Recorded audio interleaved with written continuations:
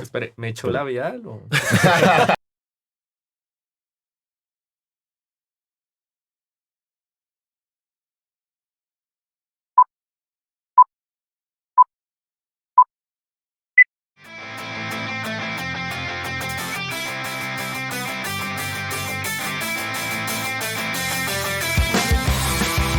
Hola gente, bienvenidos al primer encuentro de esta nueva sección de Vivir es Más. Mi nombre es Miguel Yo soy Andrés. y hoy nos encontramos con Nicolás Ordóñez, psicólogo, administrador, mago ilusionista, hipnotista, de todo. Este man hace de todo. ¿Cómo estás, Nico? Muy bien, Miguel. Para ti, ¿qué es Vivir es Más? Bueno, para mí vivir es más, es como explotar la vida en cada momento. Y siento que es algo que viene de que nosotros los seres humanos normalmente estamos muy acostumbrados a vivir en el pasado o en el futuro, preocupándonos como por qué fue lo que llevo cargando durante toda mi vida y cómo lo soluciono y sigo con mi carga y mi carga, o qué va a pasar mañana, cómo voy a hacer, cómo voy a hacer esto. Entonces de ahí como se deriva, ¿no? Esto como la ansiedad, la depresión.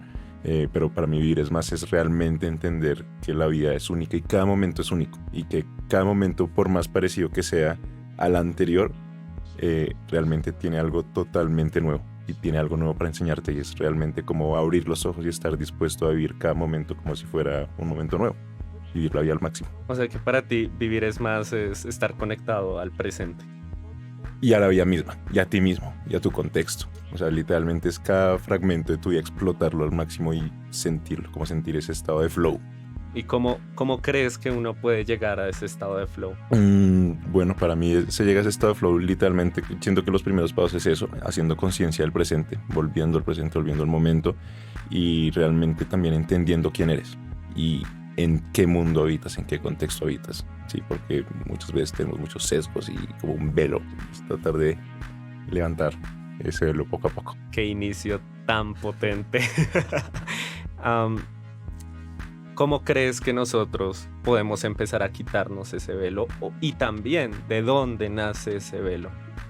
Ok, el velo yo siento que nace pues desde tiempos atrás, ¿no? Desde el desarrollo de la misma especie, no solo humana, sino pues desde los animales, como nuestro cerebro y todo nuestro cuerpo se empezó a adaptar a un contexto, y donde obviamente nuestro cerebro y nuestra mente empieza a generar ciertas, digamos, funciones y dinámicas para protegernos también, ¿sí?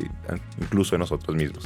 Claro. Entonces nuestra realidad se empieza a ver mucho más, digamos, específica, más chica. Entonces todo un fragmento, digamos, o todo un espacio que teníamos antes de realidad se empieza a achicar, ¿sí? Y nuestra visión de la realidad se vuelve mucho más justa, ¿sí? Y no tan amplia.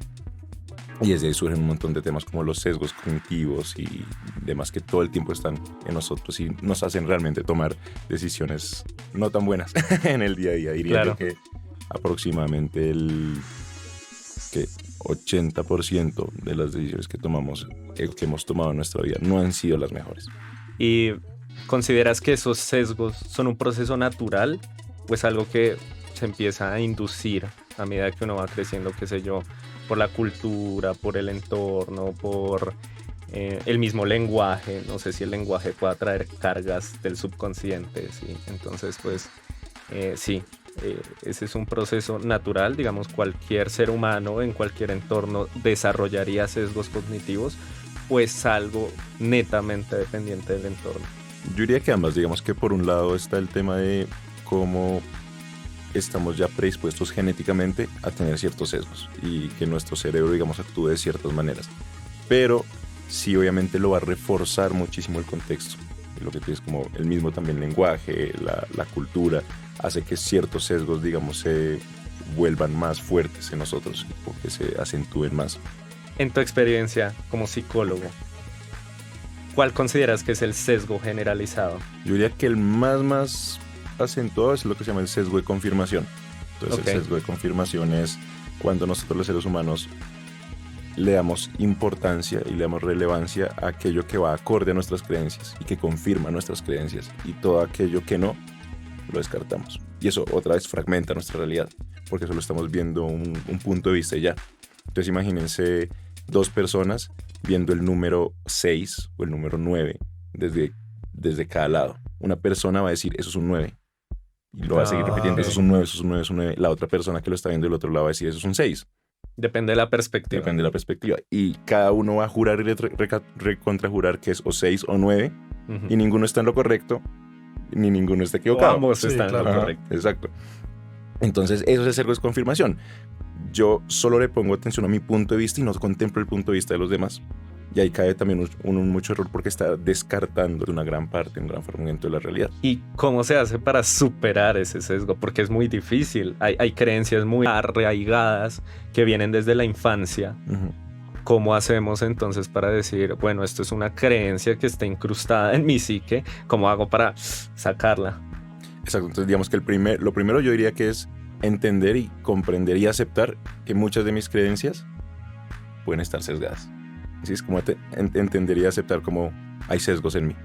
Sí. Claro, y además pienso, ¿no? Somos sujetos, o sea, no somos individuos como aislados, ¿no? Exacto. Entonces vivimos en sociedad, en un sitio compartido y en entornos en donde claramente pues nos vemos influenciados y sugestionados por muchas cosas que allá vamos a llegar. Y eso creo que hace mucho más difícil el reconocer, bueno, estos son los sesgos que yo tengo. Uh-huh. Exacto. Hay un montón de cosas que te van a impedir, digamos, llegar al fondo y el mismo sesgo, ¿no? Y también un poco la zona de confort, que a veces cuando nosotros los seres humanos como que tratamos de desafiar esos mismos sesgos, desafiar nuestras creencias, llega como esa cosita aquí en el pecho que es como, uy, no, como ese malestar. Y otra vez, ese tema, ese malestar que uno siente es un mecanismo del cerebro de otra vez de protegerte de entrar en una carga, una mayor carga psicológica porque ya estás desafiando algo con lo que ya el cerebro estaba acostumbrado. Porque el cerebro realmente es muy perezoso. Y el cerebro es súper perezoso. Entonces, como entre menos salga, todo bien, mejor aquí yo tranquilito. Entonces, cuando tú tratas de desafiar tus creencias y el cerebro es como, uy, me voy a poner a trabajar, qué pereza. ¿Qué ese mejor dónde está? O sea, tú dices como, no sé si lo estoy entendiendo bien, pero como mantenerse como con mente abierta, quizás. Sí, exactamente, abierta, entender y comprender y aceptar que uno tiene pues, precisamente los sesgos.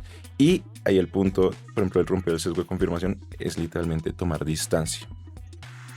Pues entre comillas, ¿no? En el sentido de, a veces los sesgos ocurren es porque nos estamos quedando acá con lo evidente.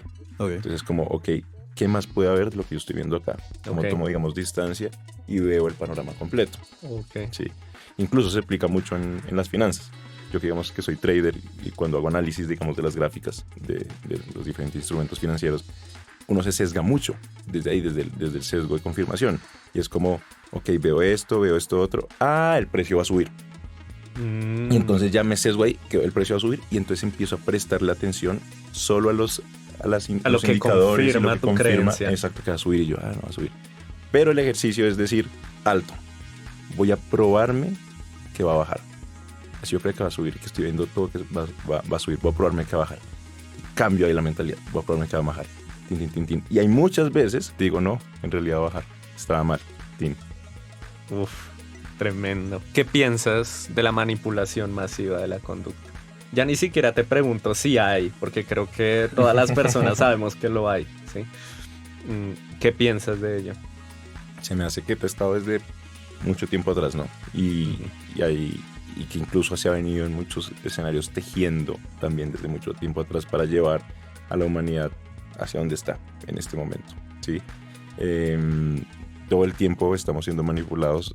No siempre con los mismos fines, no siempre obviamente por las mismas personas o empresas o grupos.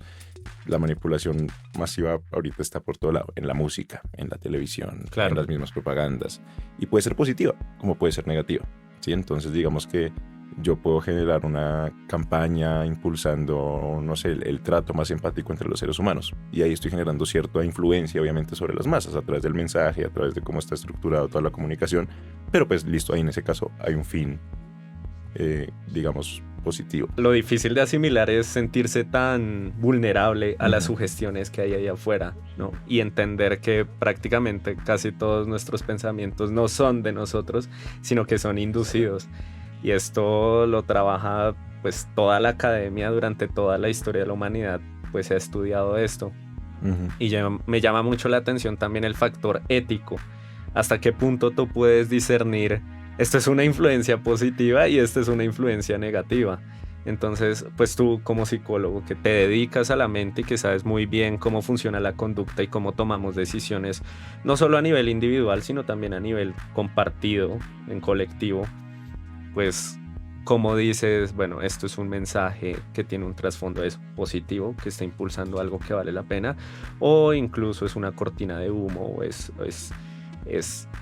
algo que me está utilizando para llegar a un fin que tal vez o es individualista o que le conviene a un grupo muy reservado o que incluso pues así de frente es absolutamente desgarrador contra ciertas personas y cruel.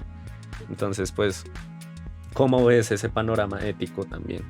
Claro, digamos que ahí el punto es lo que tú dices, ¿no? Muchas veces uno puede estar pensando como, ok, esto se siente bien, esto parece que estoy haciendo el bien y por detrás hay un montón de cosas que no. Y exacto, una manipulación ahí, un titiretero. Ajá. Entonces, pues realmente ahí es complejo, ¿no? Es complejo y así uno sabiendo que existe ese control, digamos, de masas constantemente, es muy difícil a veces romperlo. Porque es como ese acertijo de, listo, yo sé que tú vas a pensar cuando yo te diga esto, pero entonces tú vas a hacer pensar esto, pero entonces al revés tú vas a hacer después pensar esto. Las asociaciones mentales. Ajá, exacto. Entonces empiezas a crear secuencias. Uh-huh. Ok. Sí, y por decir así, digamos como que es, si yo te digo una mentira, ¿sí? Si te quiero hacer creer algo y... ¿De qué me vas a...? No, y por ejemplo te digo... ¿Qué me vas a inducir? Te digo como... La mentira te la expreso como si fuera verdad. Sí. Perdón, al revés. Una verdad te la expreso como si fuera mentira. Ok. Sí, como si fuera un chiste. Entonces lo que a veces se llama como, por ejemplo, primado negativo. Entonces digamos que yo soy un asesino. Mucha gente conspiranoica le mete a eso, ¿no? Sí. Entonces yo en este momento empiezo como, no, sí, yo ayer maté a alguien. Y empiezo a joder con eso, y empiezo a joder con eso, y empiezo a joder con eso, no te asustes. Hasta ¿no? que tú ya... Es que... Bueno, Nico. Hasta que, exacto, como que tú ya te habitúas al mensaje y realmente cuando de pronto si hay un indicio que te dice como, uy, oiga, Nicolás es como asesino, vas a ser como, porque ya lo ha sido tantas veces como en forma de chiste. Yo ya estoy pensando en serio. ¿Hace cuánto? Que literal lo omites. ¿Sí? Entonces, Sí, por ejemplo, sí, no sé, que pues, en estas teorías de conspiración sale mucho con las torres gemelas, digamos. Ah, ok. Entonces, con los Simpsons. Y los Simpsons, entonces te lo muestran. Y después ya cuando pasa es como... Eso no fue un inside job, ¿sí? No. Mientras que de pronto sí. Uf, qué fuerte. Porque pues ahí nos metemos con muchas cosas como de agenda política también. Y me haces pensar, no sé si has oído de Byung-Chul Han, es surcoreano. Y él habla que desde hace un tiempo las sociedades eran controladas a través del disciplinamiento. Esto lo habla Foucault, ¿sí? Y era enfocado al disciplinamiento del cuerpo. Hoy en día es una psicopolítica que está enfocada a la psique. La psique, pues tú sabes que por etimología significa alma y está muy relacionado pues obviamente con la mente, la mentalidad. Entonces hoy en día no estamos en una sociedad disciplinaria, sino en una sociedad de control y una sociedad de control mental. Total. Entonces eso te deja a ti pensar muchas cosas. Por ejemplo, que en nombre del consumo yo voy a comprar un producto o voy a ver algo que me interesó en redes sociales, en Google, lo que sea, y estoy regalando mis datos para que minen mi conciencia y me creen deseos, porque creo que todo parte de ahí, ¿no? También del deseo. Exacto. El deseo, Exacto. Entonces como incitarte a desear algo. ¿Cómo ves eso del deseo compartido? ¿Qué piensas de esa generación de un deseo compartido y cuáles son los indicios en los que uno puede decir si de pronto esto tiene un trasfondo más grande? ¿O crees que está en todas partes? ¿Como el deseo? O sea, no, la inducción a cierto deseo. Ok, sí, en cierto modo está en todas partes porque es que realmente lo que nos hace muchas veces, o sea, las decisiones que realmente tomamos las tomamos más que todo es de manera emocional, ¿sí? Y como tal nosotros somos seres que pues siempre en cierto modo generalmente tenemos aspiraciones, ¿sí? Y pues ahí implícitamente, digamos, detrás de eso pues también hay un deseo. Claro. Sí, y también una necesidad, lo podemos ver como una necesidad. muchas veces puede ser una necesidad, digamos, básica, y ya a través de la comunicación vuelves esa necesidad básica una necesidad que realmente no necesitas, que no es básica y que no es necesaria. Entonces ahí está donde viene todo el tema, por ejemplo, el marketing, el neuromarketing, donde a veces a través de ciertas técnicas logras crear en las personas esa necesidad. O sea, así no existe. Entonces, yo necesito ese televisor. Es que lo necesito. Y son artificiales. Y esa es una necesidad artificial. Entonces, en todo el tiempo yo creo que está eso constante. Nicolás, pues a mí Miguel me estaba comentando que trabajas con fundaciones y con todo esto. Entonces mi pregunta era, ¿cómo aplicas estos conocimientos, o sea, de la psicología y de la mente humana y las habilidades en liderazgo con estas fundaciones con las que trabajas? Listo, por ejemplo, entonces digamos que a mí siempre me gusta dentro de mi vida tener como esos dos focos, ¿no? Pues por un lado, pues lo que hago, que es exacto, yo tengo mi agencia, pero siempre me gusta igual retribuir a la humanidad de diferentes maneras, y ahí es como donde viene mi trabajo, por ejemplo, con fundaciones y demás, y con Espíritu Semilla, que es mi otra empresa, donde ahí pues ya es mucho más dedicado hacia el factor humano, desarrollo humano y demás. Entonces, ahí lo mismo, ¿no? Entonces es como aplico todo este tema, digamos, de la persuasión, de la influencia, pero para lograr un cambio positivo en las personas. Y no es de un forzarlos, ¿sí? No es desde un forzar, por ejemplo, a los jóvenes con los que a veces trabajo mucho, venga, cambie, sea más empático, sea más humano, conecte más con el otro, con usted mismo, como forzarlos sino que se despierte en ellos como esa chispita que les haga decir, oiga, sí, ¿en qué estoy? ¿Qué está pasando? Porque me pasa mucho, yo cuando voy a los colegios a dictar conferencias y talleres y demás, veo mucha planitud emocional, ¿sí? Y veo en la juventud de hoy en día, digamos, en los niños de, no sé, pues en los adolescentes de 13, 14, 15, 16, 17, una dificultad muy grande para conectar consigo mismos, ¿sí? Entonces, como realmente les digo, vengan, cierren los ojos. Les da miedo. Sí, les da miedo entrar en contacto con ellos, y cuando se habla de temas emocionales y profundos les cuesta, sí, toca pin, y ahí ya como que algunos rompen como esa cascarita y ya es como ¡buah! Y sí conectan y después como uy, libre escucha. Exacto, porque están ahí, están encadenados como no puedo mostrarme vulnerable, tengo que estar todo el tiempo así con una cara bien, sonriendo, y la risa se empieza a expresar mucho, ¿no? En ellos como jaja, el chiste para proteger literalmente todos esos nudos y vainas que tienen adentro. ¿Y por qué crees que son tan cerrados, por decirlo así, emocionalmente? Yo diría que es incluso, o sea, esto es como una teoría mía un poco conspirativa. No importa, no. Pero para mí acá estamos locos. Para mí yo diría que si hay una agenda en el mundo de volver a la humanidad mucho menos empática. Sí, literalmente robotizarla, o lo que yo incluso en algún momento hace un tiempo hablé sobre la psicopatización de la humanidad, sí, donde es volver a la humanidad mucho más insensible, menos empática, o sea, con las características que tiene un psicópata, ¿no? Manipuladora, narcisista. Siento yo eso, y yo lo había como notado mucho desde la universidad. Yo le decía a mis amigos como van a ver que en 5 años, 10 años la gente va a estar súper plana emocionalmente. Y lo notabas como un síntoma de época, creo yo también. Sí, no, y por lo que veía mucho en televisión y en la música, o sea, como que él notaba el mensaje. O sea, yo que sé de estos temas, notaba el mensaje en películas, en series de boom, boom, boom, o sea, más o menos emociones.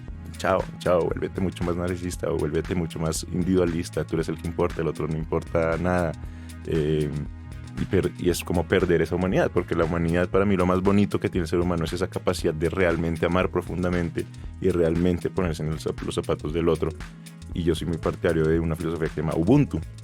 Entonces, yo trabajé un tiempo con una fundación que se llama Doto, nos conocimos conmigo precisamente, y ellos, y ahí el mensaje que nosotros buscamos transmitir mucho en Doto era eso, ¿no? Como yo soy porque tú eres. Esa es la filosofía de Ubuntu. Realmente, si tú estás bien, yo estoy bien.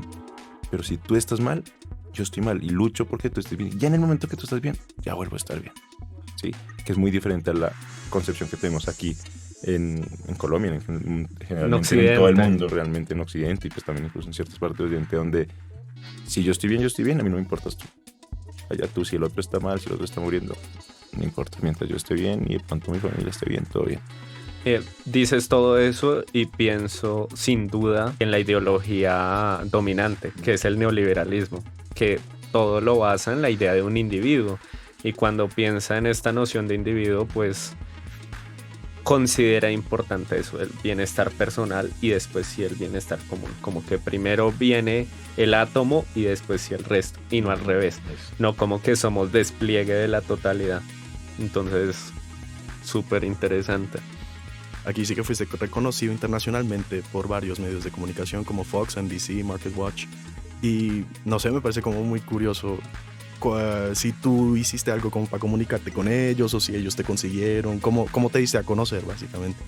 No, la primera vez fue porque nosotros hicimos en Estados Unidos una empresa que se llama Cell, que es como un Neki, llamémoslo así. Y nosotros hicimos una consultoría, una empresa ya y ellos nos refirieron a Cell, hicimos una consultoría con Cell, cambiamos muchos temas de la comunicación y tuvo un impacto muy fuerte en su rendimiento como tal y posicionamiento.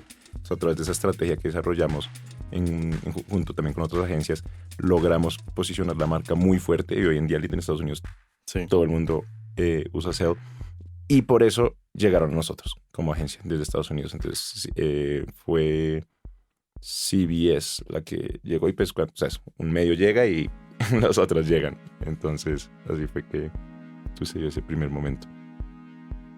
Aquí también me parece que The Magician of Business. ¿Por qué Magician of Business? Entonces así me apodaron. En ese artículo, digamos, salió pues porque como soy mago, yo soy ilusionista, mentalista también, pues es parte de mi hobby. Y realmente todo empezó por ahí, ¿no? Realmente yo creo que mucho de lo que soy hoy en día tiene también sus orígenes en la magia, pues porque fue lo que primero empecé a hacer yo, lo que fue desde mis primeras pasiones grandes. A los 14, 13 años fue que empecé a hacer magia y después me empezó a interesar mucho la psicología y ahí lo empecé a combinar y llegué a lo que se llama el mentalismo. El mentalismo es este tema como de crear esa ilusión de leer la mente, hacer predicciones, lo que es hipnosis, todo esto, ¿no? Y eso pues me gustó mucho y después fue a aplicar eso precisamente al marketing, a crear ese método distinto desde la parte de las neurociencias, la psicología del consumidor aplicado al marketing, y un marketing consciente, porque obviamente yo entiendo que es literalmente un arma de doble filo esto, ¿no? Y lo que hablábamos. Como dijo el tío Ben, un gran poder conlleva una gran responsabilidad, ¿no? Spider-Man. Entonces, Spider-Man sí, moment. literal, sí, uno tiene como ese poder de control de masas y eso, pues si lo usas para mal, sí, pero si lo usas, digamos, con más conciencia, entonces digamos que si, por ejemplo, dentro de mi empresa, nuestra política es nunca vamos a apoyar o hacerle marketing a una empresa que veamos que le va a hacer daño a la humanidad en algún sentido, ¿sí? Entonces, digamos, de alguna manera ahí es como poner un poquito ese más de conciencia al marketing, así sea el contrato más grande del mundo, vamos a decir, no, si esto está dañando los cuerpos humanos, o sea, no sé, llega una farmacéutica y me dice, venga, yo me voy a vender este remedio que no.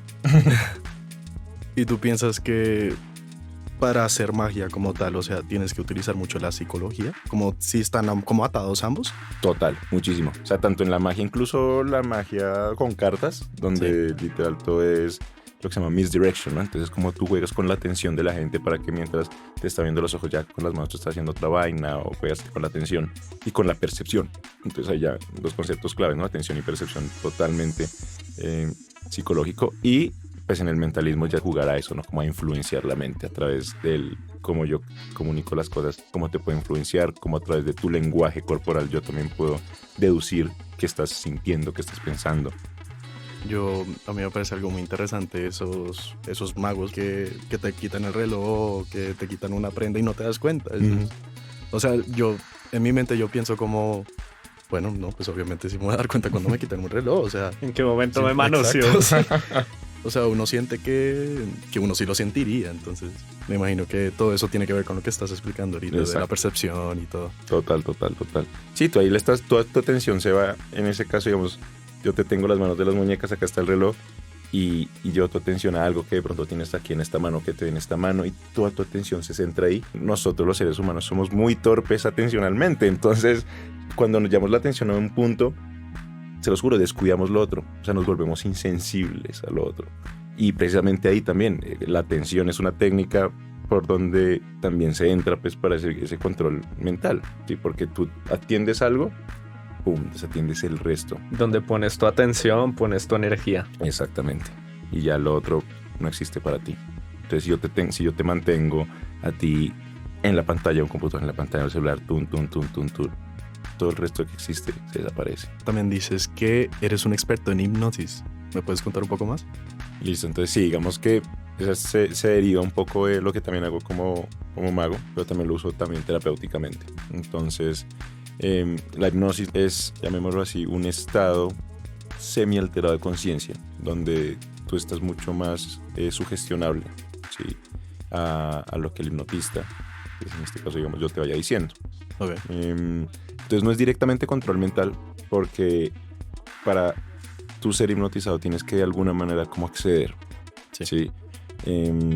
Y bueno, y ahí se divide el tema, ¿no? Hay dos líneas, como dos pensamientos dentro de la hipnosis, que es tú solamente haces hasta donde tus valores te lo permiten. Entonces si yo te digo, no sé, en ese momento tírate por una ventana, mata a alguien, estás hipnotizado, no lo vas a hacer porque tus valores no te lo permiten. Ok. ¿Sí? Esa es una línea de la teoría. Y hay otra línea que dice que cualquier cosa puede pasar. Te vuelves un sumiso. Es raro porque yo he visto ciertos experimentos que se han hecho o sea, las dos tienen su fundamento y las dos, digamos, tienen como su prueba y sus estudios. Pero pues sí he visto casos donde hacen hipnosis la persona termina, sí, o sea, matan, o sea, le dan por ejemplo una pistola falsa con balas de falsas a alguien, y la persona literal, ¡tum!, dispara. Pero claro, son hipnosis que no solamente es una vez, como ya ven, sino son sujetos que han tenido varias sesiones de hipnosis, se les dale, le va repitiendo. Entonces ahí pues ya también se juega con un poquito ya con lo que es control mental. No sino que ya se le meten otras técnicas. Entonces por eso siento yo que en esos casos sí se ha probado eso, pero si con una hipnosis de un momento, en un mismo momento, no creería que llegue a ser posible como que logres transgredir tus valores. Ok, ¿y si te le mides hacer una demostración? Sí, claro. Y no me va a dejar secuelas. No dejas de cuera. Okay. Tengo que manejar para la casa. ¿Seguro? No sé. No, sí, dale, yo lo hago. Es totalmente seguro, Incluso Dale. cuando te despiertas te sientes mejor, como después de una anestesia. Ah, bueno. Voy a estar anestesiado. No, dale. Bueno, Listo. entonces vení para acá. De una. Lo que quiero que hagas es que mires un punto fijo de pronto en esa pared. ¿Listo? Donde sea, ¿no? Sí.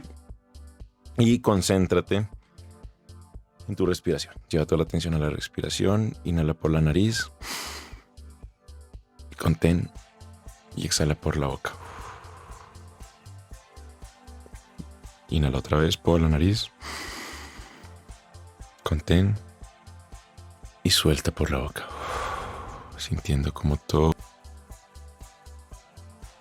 literal, desde donde estás, sientes como ya te relajas simplemente con ver el tapete. Y te preguntas si desde aquí me siento así, ¿cómo será cuando llegue al tapete? ¿Cómo será ese estado de relajación tan profunda al que va a llegar? Y voy a contar de 1 a 5. Cada número va a representar un escalón. Y cuando llegue a 5, y solo cuando llegue a 5, vas a tocar ese tapete. Y vas a acostarte sobre él. Y cuando toques ese tapete vas a entrar en un estado de profunda relajación, donde todo lo que yo te diga se va a hacer realidad en tu mente y por ende en tu cuerpo. Con los ojos cerrados, vas a estirar tus 2 brazos hacia el frente. Vas a poner las palmas de las manos mirando la una hacia la otra. Y vas a imaginar que entre la palma de las manos hay un imán. En cada palma hay un imán en polos opuestos, así que se están atrayendo. Es el imán más fuerte que hay sobre la faz de la tierra. Y a medida que te relajas más y más, este imán se hace más y más fuerte y sientes como ese imán cada vez hace que esas manos se peguen más y más la una a la otra. Más y más la una a la otra. No vas a forzarlo, tampoco vas a tratar de que no pase, simplemente vas a dejar que tu cuerpo actúe. Que ese imán se vuelva más y más fuerte, más y más fuerte, más y más fuerte.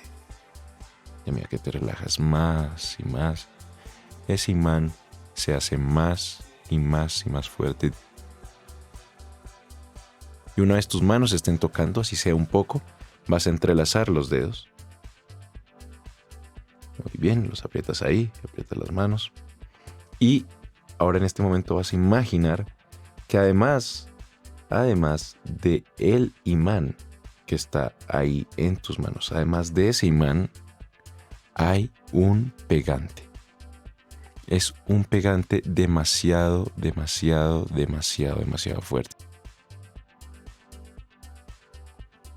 En unos momentos voy a contar de 1 a 3, y cuando llegue a 3, y solo cuando llegue a 3, el imán va a estar en su máxima expresión y el pegante va a estar totalmente sólido, haciendo totalmente imposible separar las manos.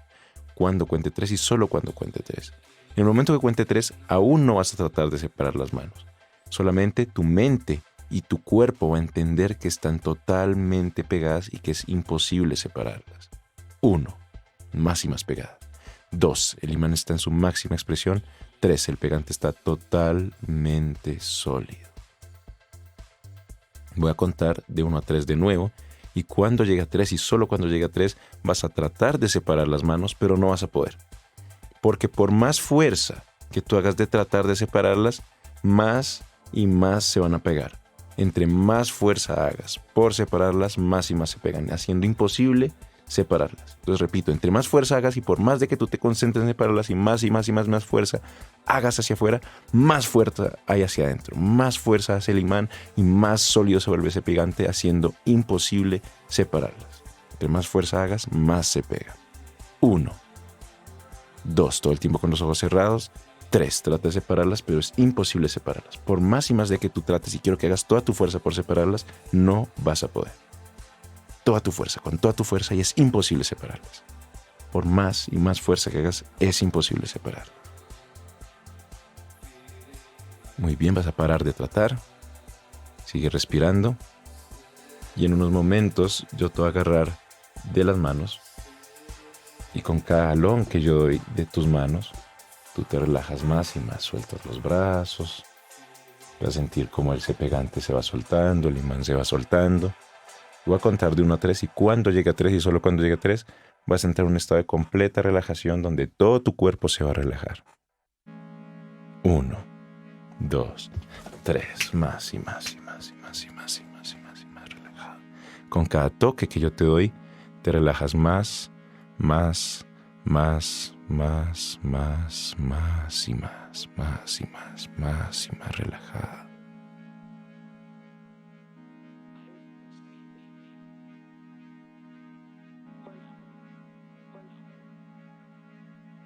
Y la marea va a empezar a llegar y va a empezar a borrar ese número 4 de la arena. Y asimismo, como la marea borra el número 4 de la arena, se va esfumando ese número de tu mente. Ya no va a existir. Quiero que visualices cómo las olas llegan a la playa, a la arena, y van eliminando ese número por completo. Se va esfumando de la arena, se esfuma de tu mente. Es imposible recordarlo. Es imposible. Voy a contar de 1 a 3 y solo cuando llegue a 3 ese número va a estar totalmente esfumado de la arena y asimismo ese número va a ser totalmente esfumado de tu mente. 1, 2, 3. Totalmente borrado. Voy a contar de nuevo de 1 a 3. Y cuando llegue a 3, y solo cuando llegue a 3, vas a abrir los ojos, te vas a despertar, vas a volver a un estado normal, pero ese número no va a existir en tu mente. Cuando cuente 3 y solo cuando cuente 3, vas a abrir los ojos, vas a levantarte, pero ese número no va a existir en tu mente. Así que si yo te digo que cuentes, por ejemplo, de 1 a 5, vas a contar así: 1, 2, 3, 5. Ese número no va a existir más. Y si acaso, si llega a pasar que medio tu mente en algún momento lo recuerde, se va a olvidar más. Y si incluso tratas de pronunciarlo, tus cuerdas vocales se van a bloquear al tratar de pronunciar ese número. No vas a poder pronunciar ni siquiera el número ni recordarlo. 1, 2, totalmente esfumado ese número. 3, vuelves a la normalidad, te levantas. ¿Cómo sentiste lo del imán? Como que se acercaban solitos. O sea, ¿Y cuando tratabas de separarlas? sí sentí bastante fuerza y como que no Pon tu mano así. Vas a contar los dedos de tu mano. 1, 2, 3.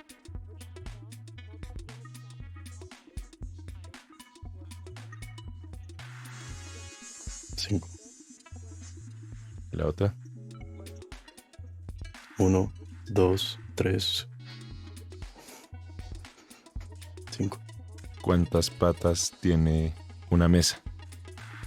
4. Listo. Mira acá. Mira los dedos y a medida que los dedos se van acercando a tu cabeza te vas relajando más y más y vas a volver en ese mismo estado en el que estabas antes. Y una vez mis dedos toquen tu frente, vuelves a relajarte totalmente. Todo tu cuerpo vuelve a relajarse totalmente. Cierra los ojos. 1, 2, 3, duerme. Cuando cuentes 5, vas a volver a ti, todo va a volver a la normalidad. 1, subes el primer escalón. 2, vas sintiendo como tu cuerpo se va despertando, tu mente va volviendo a la normalidad. 3, se va recobrando esa fuerza. 4, aflora más esa conciencia. 5, vuelves al pasillo, abres los ojos, te sientes muy bien.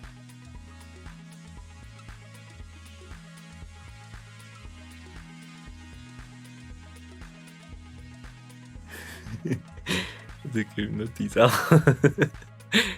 Ya. ¿Qué tal? Qué gonorrea. ¿Pero bien? Sí. No sé qué pensar. Ay, qué heavy. Bueno. Entonces volvamos a las posiciones. Ya. Como que cuando me imaginaba y toda la vaina, como que yo no estaba en primera persona, era en tercera persona. O sea, no, Te veías. pero de tercera persona, no como yo mis ojos, sino yo Sí, no, estoy viéndote como desde otro subiendo ángulo. la vaina. Wow. Buenísimo. Bueno, y después de ese momento bastante interesante y entretenido, por lo menos para mí,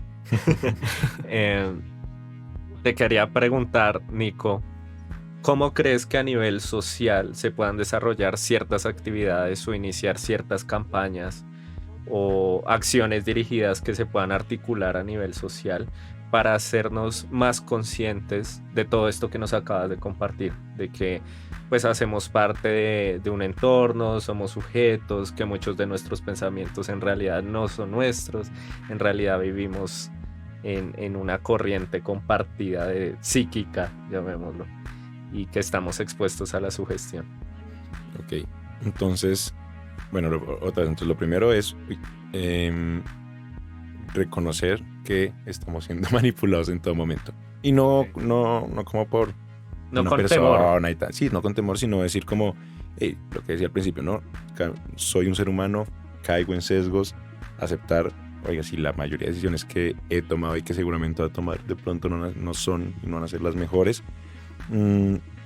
Y el tema que les decía al principio de tomar distancia, ¿no? Entonces es de entender que la realidad misma nos engaña, que nuestro cerebro ya pues genéticamente está predispuesto a como estar en un estado laxo sin como salirse de la caja.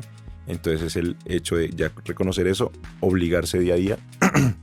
Al principio es mucho más complejo pues porque es el hacer conciencia día a día como quiero pensar más allá, quiero ver más allá, quiero ver la realidad más completa.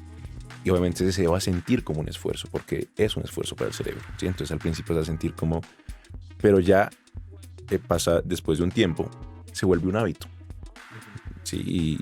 Y se dice que normalmente no son 90 días que se dura en construir un hábito. Entonces si tú durante 90 días estás muy pendiente de ti, de explorarte, de reconocerte, de ir un poquito más a fondo de quién eres, de qué es lo que realmente te mueve, porque muchas veces nosotros los seres humanos nos quedamos con una visión de nosotros mismos falsa. Y es como, no, a mí me encanta la adrenalina y me sigo repitiendo eso y de pronto, no sé, ya han pasado 5 años y de pronto yo ya estoy como más queriendo estar tranqui, no con esos como Picos de emocionales. adrenalina y de tal, sino que quiero estar más tranquilo. Pero como antes a mí me gustaba la adrenalina, me sigo repitiendo eso y creo que aún me gusta, pero pronto ya no. Entonces es de constantemente hacer una autorrevisión de quién soy yo, qué es lo que me gusta, qué es lo que me mueve, hacia dónde quiero ir. Y puede pasar incluso mismo con las mismas profesiones, con el mismo trabajo. Como hace 5 años pude querer ser esto y estar en este trabajo bien, pero de pronto ya no. ¿Sí? Entonces es de entender eso y no como quedarse en esa zona de confort de, ya estoy acá. No, si ya no me gusta, si ya no resueno, si ya no me encuentro en ese estado de flow, y ese estado de flow se nota pues porque uno literalmente se siente conectado con todo, ¿no? Con el ambiente, con el momento. Es como, qué rico. ¿Y crees que eso se puede construir a nivel colectivo? O sea, digo, no que cada quien lo haga por separado, sino que, no sé, se pueda articular en grupo eso o hayan formas, digamos, sociales de hacerlo. O sea, como para... Como orientados, digamos, juntarse y decir, bueno, sabemos que con esta acción podemos ser más conscientes sobre pues todo lo que está ocurriendo a nuestro alrededor y lo que hemos estado hablando. Sí, digamos que, o sea, sí es muy importante el proceso personal de cada uno, que igual después finalmente se termina volviendo masivo, porque es también como se contagia eso. Entonces, como si yo me vuelvo más consciente de mí mismo, si yo me vuelvo más consciente de mi entorno, como empiezo a contagiar también a los demás y se vuelve esa acción colectiva después que ya transforma, se genera una transformación en masa. Pero pues también obviamente puede haber espacios como pues los talleres que dictan ciertos individuos, los espacios de conexión con otras personas también que son súper importantes, porque también ahí ocurre el error de, bueno, me centro en mí. Es que eso era lo que quería llegar, como no atomizarse, es lo que estoy buscando. Y no invitar a la gente que ve el contenido como a aislarse, sino por el contrario a compartir. Correcto. Ahí pasa una cosa que es muy importante tener en cuenta y es ese ego espiritual, ¿no? Donde, listo, me empiezo a trabajar a mí mismo, llego a un desarrollo de conciencia interesante y me percibo de pronto como, estoy más despierto, ¿sí? Como, y yo lo he oído de mucha gente como, no, yo solo me meto con gente despierta. ¿Sí? Entonces como, no, tú no, solamente con gente despierta. Y pues no, porque realmente, ¿qué tan despierto es eso, no? ¿Qué tan despierto estás tú estar ahí y no tratar de ayudar al otro? Venga, yo lo ayudo. Y es una visión platónica de la vida, es decir, yo estoy por fuera de la caverna y tú estás en la caverna. Cuando en realidad todos estamos viviendo en nuestras ficciones, por lo que tú acabas de decir, los sesgos, no sé, las creencias arraigadas, todo eso. Exacto, entonces listo, tú ya te despertaste, ayuda a despertar a los otros, muévelos para que se despierten contigo, sí, para que te vas a quedar solo allá. Entonces es eso, no aislarse, lo que tú dices, sino listo, trabajas en ti, ve al otro. Y es como a mí me gusta mucho ese arquetipo del ermitaño, ¿no? Del tarot, donde es listo, te vas a tu cueva, exploras, te desarmas, te construyes de nuevo, pero sales al mundo. O sea, te vas de ermitaño un ratico, pero vuelves al mundo y vuelves a contarle a la gente y que ya después, listo, cada uno se va, vuelve y se vuelve una acción social. Y pues desde ahí es desde el compartir también, porque muchas veces el otro también tiene mucho que enseñarte y a través del otro es también que uno crece. Entonces no es solo aislarse, sino de compartir, de buscar espacios donde también haya ese sentido de comunidad, de manada, de humanidad. No, y es como que un arquetipo y un mito que se repite, ¿no? Como que siempre está esta figura espiritual que pasa por un momento de soledad y después sale al mundo a exponer aquello que lo iluminó. Así es. Bueno, para ir cerrando este encuentro con Nicolás Ordóñez, buenísimo. ¿Qué contenido, qué libros, qué material le puedes recomendar a todas las personas que están viendo para poder abordar esta temática de la mejor manera? Y perfecto. Pues con cierta solidez teórica también.